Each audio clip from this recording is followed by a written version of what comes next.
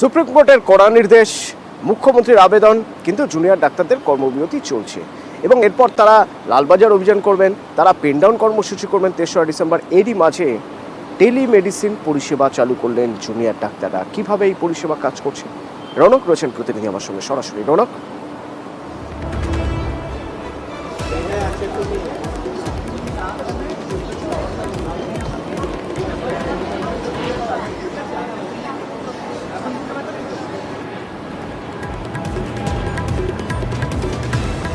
রৌনক, আমার কথা শোনা যাচ্ছে?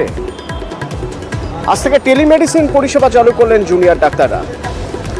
দেখো, একেবারে আরজিকর মেডিকেল কলেজে যারা ডাক্তার রয়েছেন দীর্ঘদিন ধরে তারা কিন্তু কর্মবিরতি পালন করছে, যাতে কোনোভাবেই রোগী পরিষেবা ব্যাহত না হয় সেই কারণে কিন্তু আজ থেকে শুরু হলো টেলিমেডিসিন পরিষেবা।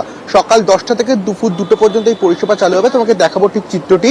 এই আরজিকর মেডিকেল কলেজে জিএলটি বিল্ডিং, সেখানে কিন্তু এই পরিষেবা শুরু হয়েছে। মোট 4টি হেল্পলাইন নাম্বার দেওয়া হচ্ছে রাজ্যের বিভিন্ন প্রান্ত থেকে। সেই হেল্পলাইন নাম্বারের মাধ্যমে তাদের কাছে ফোন আসছে এবং রোগীদের যে সমস্ত অসুখ হচ্ছে সেটা তারা শুনে প্রয়োজন মতো প্রেসক্রিপশন করছে এবং সেই প্রেসক্রিপশন হোয়াটসঅ্যাপের মাধ্যমে তারা কিন্তু পাঠিয়ে দিচ্ছে।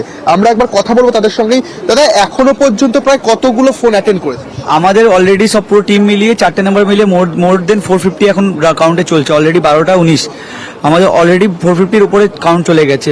অল ওভার ওয়েস্ট বেঙ্গল, মানে শিলিগুড়ি টু আমাদের সুন্দরবন, সব জায়গা থেকে ফোন আসছে আমাদের কাছে। প্রসেসটা, গোটা যে প্রসেসটা টেলিমেডিসিন পরিষেবা, প্রসেসটা কিভাবে হচ্ছে? এটা হচ্ছে আমাদের প্রথমে হচ্ছে আমাদের 4টে নাম্বার দেওয়া আছে। এই 4টে নাম্বার পুরো সার্কুলেট করা আছে। এই নাম্বার দিয়ে আমাদের কাছে কল আসছে, তো আমরা ওইটা হোয়াটসঅ্যাপ কল বা হোয়াটসঅ্যাপ ভিডিও কল বা হোয়াটসঅ্যাপ মেসেজ এটাতে অ্যাটেন্ড করছি। এরপরে ওনাদের চিফ কমপ্লেন যাচ্ছে, ওনাদের অসুবিধা কি আছে কি অসুবিধা নেই, ওই হিসাবে আমরা ওনাদের সাথে কথা বলে ওনাদের রোগ জেনে ওনাদের মেডিসিন প্রেসক্রাইব করছি। ওনাদের কোনো টেস্ট লিখলে টেস্ট প্রেসক্রাইব করছি। ওইটা করে আবার আমরা ফলো আপ করতে এই নাম্বারেই বলছি। এখানে কিন্তু যারা জুনিয়র ডাক্তাররা রয়েছেন তারা প্রথমে ফোন অ্যাটেন্ড করছেন রোগীদের, তারপরে তাদের কি অসুবিধা সেটা শুনে কিন্তু এখানেই প্রেসক্রিপশন করছেন এবং সেই প্রেসক্রিপশনই হোয়াটসঅ্যাপের মাধ্যমে তারা কিন্তু রোগীর পরিবারকে পাঠিয়ে দিচ্ছে। অর্থাৎ তারা যে বিষয়টি বারংবার বলেছিল, তারাও কিন্তু পরিষেবা থেকে ব্যাহত হতে চান না। অর্থাৎ তারা জানাচ্ছেন যে সিনিয়র ডাক্তাররা একদিকে যেমন পরিষেবা শুরু করেছে, তারা কিন্তু চাইছে যে তাদেরকে কিছুটা হলেও যাতে সাহায্য করা যায়। আমরা কথা বলবো তার সঙ্গে। দিদি, এই যে টেলিমেডিসিন পরিষেবা আপনারা দিচ্ছেন, দীর্ঘদিন কর্মবিরতি পালন করছিলেন, সেক্ষেত্রে কি রোগী পরিষেবায় আবারও ফিরতে চলেছেন কোনোভাবে? আমরা কর্মবিরতিতেই আছি।